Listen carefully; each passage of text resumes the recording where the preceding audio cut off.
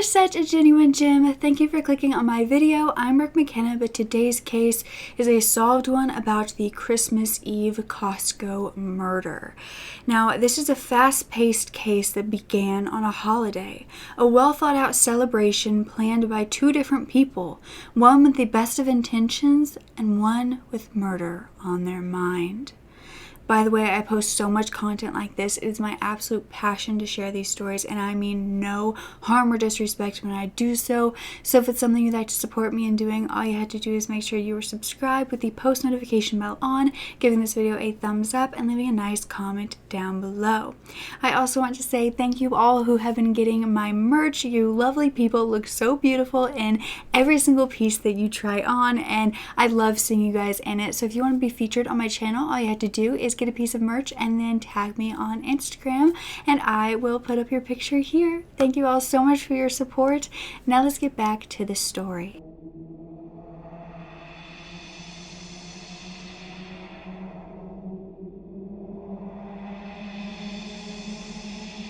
So it was 2014 in England, and Sammena Iman lived in a place called Cardiff. She was a 34-year-old woman who was known to be very bubbly and happy. She was also said to be kind and beautiful, but her family knew her as kind of their healer. She was a soul that had a naturally healing comfort about her, and she was their mentor, guide, and counsel during difficult times. She was also this tiny little thing standing at 5'2", and her boyfriend actually called her Sai, or S-A-I, as an abbreviation for sweet and innocent, because that's how he looked at her. She had been working at Costco as a regional manager for the past few years, meaning that she would travel to different locations to help out there. This was in Southampton, Bristol, and Coventry.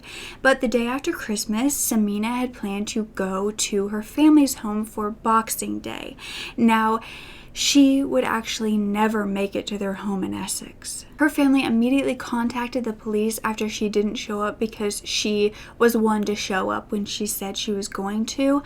And once investigators got involved, they found that the last time anyone had ever seen her was at her shift at Costco on Christmas Eve at 4 p.m. when she left. She was then found on CCTV footage at a store called Marks & Spencer's, or M&S, that is prominent in England, where she went right after her shift and purchased a bottle of Bellini as well as a tub of candy before leaving, and she was also seen on footage leaving the store. From there, it appeared as though her family and friends had no idea where she had gone. It was found that a hotel room was booked under her name at the Birmingham's Malmaison Hotel. Now, on Christmas Eve, that same night she was seen at her work and at Marks & Spencer's, she was also said to talk to her sister on the phone, and she told her that she would be going to her parents' home to celebrate the day after Christmas, which was, like I said, Boxing Day. Now, they often would celebrate in England Boxing Day as the day after Christmas to kind of give gifts. Now, for those of you who don't live in the UK like me and don't really understand this, it's said to be the British and Canadian take on like Black Friday, where they will open gifts, give gifts, hang out with family, and have a whole bunch of discounts and sales to go out and buy. Sameena was said to ask her sister how her mother was doing. They had a conversation about her, but little did her sister know she wasn't alone in the car when she made this phone call. So 2 days after this call, Sameena was just gone. And surprisingly, investigators were extremely on top of this case from the very beginning. They believed something horrible had occurred and began investigating right away. The search was named Operation Ceramic, and so many detectives were put on this case, and media were told that this woman hadn't been seen in a few days, and so lots of people knew that she was missing in the immediate area. Her family was in complete shock, and 11 days later she still hadn't been found. However, this was January 4th of 2015, now the next year since she disappeared so close to the next year, and her BMW car would be found in a place called Bedfordshire. Now this was around 3 hours from Cardiff, which didn't really make any sense because it was also about an hour and a half from her hotel that she had booked, or at least that she had a room for under her name. So it wasn't in either places where she said she would have been. It was on a quiet street and no one had really noticed it for a while, and when investigators made it to the scene, they found that it was completely clean. There were no bags from Marks and Spencer's where she had gone 2 days prior. There was no handbag, and all fingerprints and DNA had pretty much been wiped away. This was a completely clean car. However, there was one thing that this possible killer didn't think about, and that was the fact that Sameena was a tiny little thing standing at 5'2", and her seat was found pushed all the way back. There was no way Sameena would have been able to drive that car with it pushed as far back as it was. There would only be reason for it to be that way if a tall person had been driving it. Investigators now believe this was a no-body murder inquiry, and the problem was that lots of people in the world are tall. This didn't really narrow down their search to who could have done this to Sameena. However, Sameena's phone added more of a mystery. They still had not been able to find this phone, but they could trace things that were on it through her network, and they found that the day she vanished on Christmas Eve, she had sent one last message to a 41-year-old man named Roger Cooper. He was also a manager at Costco, and this message sounded really angry, so investigators decided to pick up Roger and bring him in for questioning. Roger's alibi was that on Christmas Eve he worked the same shift as Sameena and he left around the same time, and then he went to Leicestershire for him to be able to see his brother who lived there. Now, his brother David's home was actually closer to where the hotel was that Sameena had bought a room for, and also where her car had been located than it was to Cardiff. So it actually put him closer to the crime scene than farther away. But Roger then showed them a message that he had sent Sameena on Christmas Day, wishing her a Merry Christmas. And this could have seemed like it was the perfect alibi to cops who didn't care about solving a case. But thankfully these cops did, and they saw something very fishy about Roger. You see, Roger was a 6'5" tall guy who could cry to investigators while knowing exactly where Sameena was. The text messages weren't all that investigators could get off of Sameena's phone, and they had found her location of Christmas Eve and found that she hadn't gone to the hotel. She hadn't gone to the place where her car was found. She had been in Leicestershire at Roger's brother David's home. Looking deeper, they realized that Sameena had not sent a text message that Christmas Eve to Roger. He had sent that to himself. Now, CCTV footage also found that the brothers were in Sameena's car. They couldn't tell which one it was, but one of them were driving Sameena's car to the place where it was later found. With this information, investigators showed up at David's home at Hootington Drive with a warrant. However, they would not find Sammena Iman, but they would find what they feared would be the closest they would get to her. You see, after digging through this mess of a home that belonged to David because he did suffer from hoarding, they found in the kitchen the snacks and drink that Sameena had bought the day she disappeared at M&S. It was in this home. Her sat-nav, or what I believe to be a car navigation system, was also found in this home as well. Now, David Cooper, Roger's brother, stood at 6'7", watching investigators go through his home and all of this possible evidence. As soon as investigators found this evidence, he was brought in for questioning as well, and David talked almost immediately. Right. David, obviously the purpose for today for speaking to you is it's in connection with a missing person inquiry. Okay. A lady by the name of Sammena Iman. Do you know her? I've seen the photo you've got. Yeah. I didn't know the name. Was that the photo I've got down there? Yeah. That's a picture of the lady that's missing that we're making inquiries about. Okay, right. Have you ever met her? I'm familiar. I've met twice someone who looked like that, Yeah. And do you know her by that name? No, I never knew her name. No. Did you know her by any name? No. No? And can you tell me what you know about her? She works with my brother. Yeah. I know. Yeah. Is that the best way to say that? Oh, they were in a relationship. No, I wouldn't go that far. Why would you not get that far? Because he was in a relationship with this girl. Oh, so yeah. So Am I right in thinking that you met her on 2 occasions? yeah. When was the first one? I don't know which came first. I've seen her in the warehouse working. Which one? Costco's Coventry when I went to see my brother once. Yeah. She was left. Yeah. Did you talk to her? No. What they were doing wasn't on the radar. Yeah. So, and then And you were aware of that at the time? I would have been.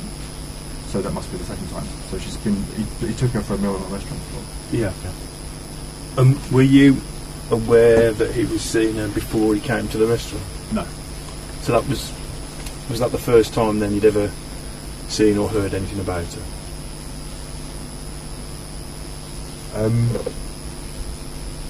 He might have mentioned. He's not the most loyal person. There might have been a couple that he's talked about. I wouldn't have put known faces or names or anything. So I won't say it was the first time I've heard of anyone. But it's the first time I met. Yeah. But let's backtrack a little bit here. Why was Sameena in the brother of her co-worker's home? And why did that get her killed? Did she know David Cooper? Was Roger there with them? Did she drive on her own, or was she forced to go there? Well, to explain this, I need to tell you a little bit more about Roger Cooper, who was also a manager at Costco and had been so for the last few years. He also had a long-term girlfriend named Suzanne Potts. Now, 2 years prior, he had also started a relationship with a coworker at Costco. And he told her that he was leaving Suzanne to be with her. But 2 years later, he still hadn't. She had kept this a secret from everyone because he had asked her to. And she believed, within a matter of days, months, that he would be all hers. This was Sammena Iman, who was being manipulated by a man who was not likely to leave his long-term girlfriend for her, even though Sammena was doing her best to give him the world. It turned out that Christmas Eve, Roger and Sammena had gotten off work around the same time and had also both gone to M&S. And you can actually see Roger on the surveillance footage walking out just before Sammena. They had planned to go to the hotel in Birmingham together to get some time away. And Sammena had planned such a great night. She had gotten everything she believed that they would need. However, they would never make it to this hotel. But David, Roger's brother, said that Sammena had showed up at his door around 5 to 6:30 p.m. that night, and that he only opened the door because he believed it was his brother Roger. David said he didn't like people, he never opened the door for anybody, but he believed it was his brother, so he opened the door and saw Sammena, who he knew worked with his brother, so he let her in. David said that Sammena was asking where Roger was, and she began to step inside the home, and David said he knew Roger didn't want her to know where he lived, so he was trying to stall her and told her to sit on the couch. He then went and prepared a cup of tea for her, but she did not want this. She continued to talk. She was saying things like, "We've made plans. He's supposed to be seeing me." David then decided to shut her up because the walls were paper thin and he didn't want her to make a scene. And he said he wanted to give Roger a few more minutes to get there. And she was like, "Where's Roger?" Like stepping in the house. So I was like, "He's not here, he's gone." She was like, "I haven't seen him leave." And I was like, "Well, I'll call him. He's just left." And she was like walking through the house. And I said, "Look, just sit down and I'll call him," knowing that I wasn't going to call him. In my mind, for my own reasons, I imagined she was looking for him. And I knew that he wanted to go home. And I knew that he didn't want her to know where he lived. So I was like, gotta let him get away. This sounds really silly, but I was like, okay. So I got her to sit on the sofa. And after a cup of tea, she wasn't interested. she was moaning. I don't recall what she was saying, but she was like, "We've made plans. He's supposed to be seeing me." Things like this, which I'm just being vague about. I collect lots of different odds and pieces in my house. You'll find lots of things, and they found lots of things, and none of it makes sense to lots of people, but to me it's interesting. And so in my kitchen I've got an ammo box, a military ammo tin, which I think is normal, and in that I had a bottle of chloroform. And because seeing it on telly, and I thought it was okay, I thought I'll just shut her up. Because my walls are paper thin, I don't want a scene, and I want to give Roger a few minutes. She wasn't accepting a cup of tea, she wasn't accepting anything else. So I literally thought it was a really good idea. So I've got a bucket which is still in my kitchen and they can still investigate this. I got the chlorophyll, I poured it over a tea towel, and my kitchen is like 2 steps beneath floor level of the lounge. And my sofa is right next to the doorway, and I just went in, put it across her face, thinking that it would go out.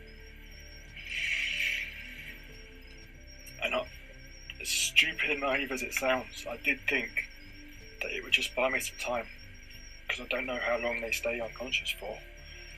And I kind of put it on her face, sat on her lap, and her arms went up, and I grabbed her arms and I forced them down, and I was like, just a couple of breaths. And then, maybe I'll ring Roger and tell him, maybe, I don't know. She didn't wake up. And I tried. You know what I mean? I felt for pulse. The chloroform, it was freezing cold on my hand. It was like burning. That doesn't happen on TV. It was all wrong. I knew it was wrong straight away. And so I thought, right, no one knows she's here. Right, so that's easy. So I went for a bag. My keys were on her bag. She put her bag down. The keys were on her bag. The keys were there, and I was like, right. Move the car back to Coventry and no one will know. And he said he just wanted to buy Roger some time. He told them that he was a killer, but that it was an accident, and that afterwards he had no idea what to do. The rag began to freeze his hand, he couldn't wake her up, and at this point David said his number one priority was self-preservation, and he wasn't going to tell anybody, and he called a friend named Ben and told him what he had done and that he needed help getting rid of her body. Ben came by to pick up Sameena, and David said he never saw her again. David said he didn't know where Sameena was buried, and he believed it was possibly in Woodland, but he hadn't cleaned his sofa, he hadn't hid any evidence, but now he had confessed to murder. David was also very adamant, though, that his brother Roger was not in a relationship with Sameena, that they were just having intimate relations. And that's why he said that he didn't really know Sameena or her name, that he just believed it was one of Roger's co-workers. But David and Roger were arrested on suspicion of murder on January 7th, 3 days after her car had been found. Now, the case actually was moving extremely fast. I mean, she disappeared Christmas Eve. This was January 7th, and they were already arresting her possible killers. The problem was they had no proof of a murder, and they didn't know where Sameena was buried. That's when a tip came in telling investigators that they needed to look at a plot of land that David had, and apparently in the UK you have like little places where you can go and garden that are away from your home. And that is when they showed up with archaeologists and found a sign that said, "Don't wind me up, I'm running out of places to hide the bodies." There was no garden in this area. There was just freshly dug ground. Excavations began, and it took them 4 days because they were combing through this possible evidence so carefully to see if they could find anything. And 4 days later, that's when they came to the edge of a sleeping bag. They lifted the flap and found Sammena Iman. Her family was obviously devastated, and the autopsy was done at Royal Infirmary and found that she had a green plastic bag over her face, as well as a scarf around her neck. Her body was actually fully wrapped in cling wrap and towels as well. She had been placed there within hours of her death, and Sameena's business card was actually found burnt at the scene. Her cause of death was found to be fully from chloroform, which was a very strange thing to actually be killed by. It's very uncommon. However, there was also a bizarre combination of metallic elements in her system. This was antimony, cadmium, tin, mercury, and arsenic. And at this point, David and Roger were officially charged with her murder. Investigators now believed that there was much more to this story than David was letting on, that Roger probably had a part in this, and that it was possibly premeditated murder, not a crime of passion, not an accident. Investigators believed that Roger and Sameena had actually driven to David's home together, and that on the way there, Sameena had called her sister and talked to her while Roger was in the car, and that they were headed to the hotel, or so Sameena thought, but Roger then said he needed to make a detour. Now, the sad thing about this is that I'm sure, and it's speculated, that Roger told her something like, "I want you to meet my brother because we're about to be official," and to Sameena, this was a huge step, meeting his family, and so she was most likely very excited about this. So for a woman who was eagerly awaiting commitment from this man, this was something she was probably extremely ecstatic to be able to do, and walked into David's home high on life. Investigators theorized that Sameena was taken down almost immediately after entering David's home, and that these two brothers had planned this and knew they would be able to take her down because they were so huge and she was so small. This was not a fair fight.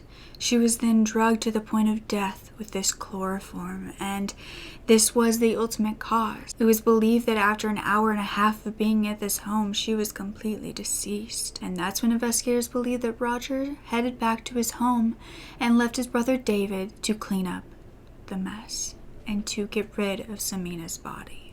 What he did with her, we no longer have to theorize, because thankfully, her body has been found. But this chloroform wasn't taken from the military like David had said. It was actually found on his computer that it had been purchased from eBay 2 weeks prior to this.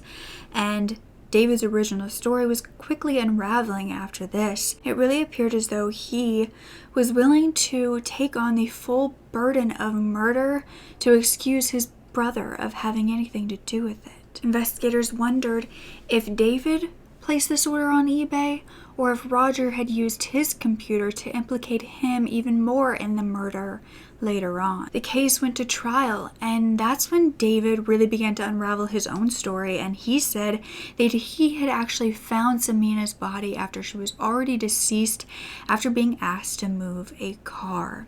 It sounded like David was finally ready to admit that he was not the mastermind in this murder case. It became even more evident when they found a burner phone in David's home, when they had searched this whole home through all of his things and his mess, and they had found a burner phone that they had just scanned and gotten information off of, and they had finally gone through it. And this showed that this might not have been the first time that they tried to kill Sameena. It was just the first time they were successful at it. You see, 12 days prior to her actual death, Sameena had gone to a work Christmas party, and she was going to be drinking all night, and this was kind of far away from her home, and so she decided to get a hotel. It's one that she stayed in every time she had to work in this location, so she knew it well. She was going to stay there. It was called the Solihull Premier Inn, and she had already gotten a room, but she actually got a text that night from Roger saying that he had booked another room and had a surprise there for her. The brothers were using burner phones to talk to each other during this night about what they were going to do. But instead of using normal words or even code words, they were actually speaking in Star Wars lingo to communicate. They were saying things like Death Star complete and stay on target and look at the size of that thing. There was also a message saying, "You are expected, Vader," which Roger admitted to being about Sameena, but said that this whole night was only about staking her out to see if she was with another man, even though Roger was with another woman. No room had really been booked by David or Roger that night, though. But David finally admitted that they didn't have a room, that he had sat outside in a car that night and was waiting to abduct her. But it turned out, thankfully, Sameena had lost her phone at a party that night and was going around looking for it, putting her an hour behind schedule to the boys.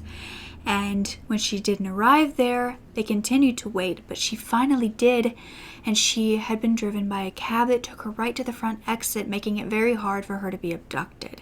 She went right in and survived. David then sent a text to Roger saying there's no point, no score, the window is closed. But Sameena had no idea that her lover had tried to abduct her, and so they then tried again on December 21st, although I'm not sure of their actual plans on this night, but this failed as well, and that is when they tried again on Christmas Eve. This time, unfortunately, they succeeded, but no one knew their motive for all of this, for any of this. Was it simply because Roger wanted to get rid of his lover before his girlfriend found out? If that was the case, then why was it found that Roger was also having another relationship with another coworker at Costco named Sinead Sweeney? He didn't have 2 women in his pocket. He had 3, and he was cheating on all of them. They were all being fooled by this manipulative, disgusting man. Sinead had even gotten pregnant with his child and then later got rid of the baby. At the trial at Crown Court, Judge Thomas said, "The use of a poison in a case such as this demonstrates a cold-blooded intention to kill, regardless of the consequences. You worked together hand in glove in planning and carrying out the murder of a joyful and bubbly young woman, brutally betrayed by a man she loved and his brother." David and Roger were still both pleading not guilty, but Roger's defense claimed that Sameena had wanted to go with Roger that night to David's house, and that's when she began to yell at him, saying that he didn't trust her, he didn't respect her, and she knew that he had been spying on her. After all this yelling, that is when Roger said that he dropped her off at a taxi, and she got in and went home. Or so he thought. Yet no one believed this, and the detective chief inspector said it was the most callous offense that she had ever investigated. Now, David's defense actually said that he acted too normally, basically, to be involved in a murder. They brought people to the stand who were talked to, who said that they had talked to David after this murder, and he had really acted so normal. They said he couldn't have murdered someone, and his partner Mira said she even visited his home that night for around 15 minutes and said that nothing was out of the ordinary at all. She even had a very normal conversation with him. She even said that she helped David pull weeds from his little gardening area when Sameena would have been buried there, and he didn't act nervous or anything. However, was he just really good and not caring or covering it up? The defense said Roger had used David's computer to buy the chloroform to point the fingers at David instead of himself. But on October 21st, Roger and David were both found guilty of murder and sentenced to 30 years. Now, the brothers actually didn't look at each other when they were sentenced. They just went and were put behind bars, not saying a word. Detective March said, "Most murders that occur are spontaneous events driven by anger or jealousy, whereas in this case, what we uncovered was weeks and weeks of planning to kill Sameena, numerous attempts on her life, and a really unusual cause of death." It is widely believed that Roger's motive was to keep Sameena quiet, that he feared she was going to go to his girlfriend and tell her that he had been cheating on her, as well as tell Costco that 2 of their employees had been together, which is basically not allowed in the rule books, and they both would have been fired, especially being managers. It's believed that Roger didn't want to lose his girlfriend or his job over his lover, who just wanted to be with him forever. That's all she was asking.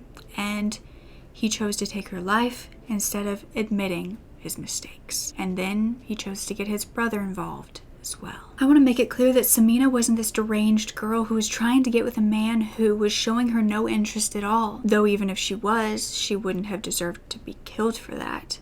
But she was being manipulated into this relationship, into being with a man who said he cared about her and was going to leave his girlfriend for her. The month prior, there were texts between Roger and Sameena where he was talking about starting their new life together and being together forever, and he was talking about leaving Susan as well. Then a week prior to her disappearance, Sameena had said something about their journey being able to start soon. And this was talking about being able to go to the hotel together. And Sameena's friend said that Sameena was so excited, and she said that Roger was about to be all hers. But he had postponed his breakup with Susan several times by now, and he was going to do it again. But instead of just breaking it off with this girl who was in love with him, he killed her. Now, Sameena's family say they are heartbroken because they have lost this beautiful light in their life, this beautiful girl who they could go to for advice whenever they needed.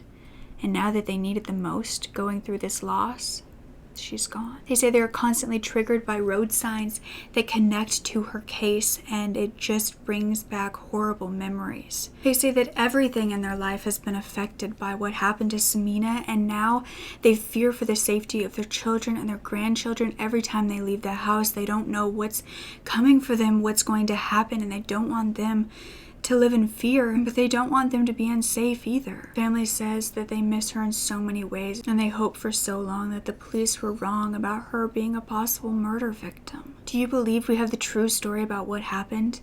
Was David actually involved in her murder, or just the cover-up, or did he have no part of it at all? Now, one of my sources was a Rom Crime podcast, and they actually came across a YouTube video from a co-worker of Roger and Sameena, who made a storytime video about this case, saying that she even worked with Roger and knew how creepy he was. She said that she would go and sit down when he called her to his office, and he would put his leg on his desk so that his private area was in her face. She said there were many more instances of things like this, and it happened to other people as well. He seemed like a nasty, evil man who took advantage of his higher position and felt like he could get away with anything. Felt like he was better than everyone. However, this video is now gone, or I couldn't find it, so I can't confirm that this is actually something that was up on YouTube, or even that her story was true, but I thought it was something interesting to put in here. But I really would love to know what you think, if David really had anything to do with it,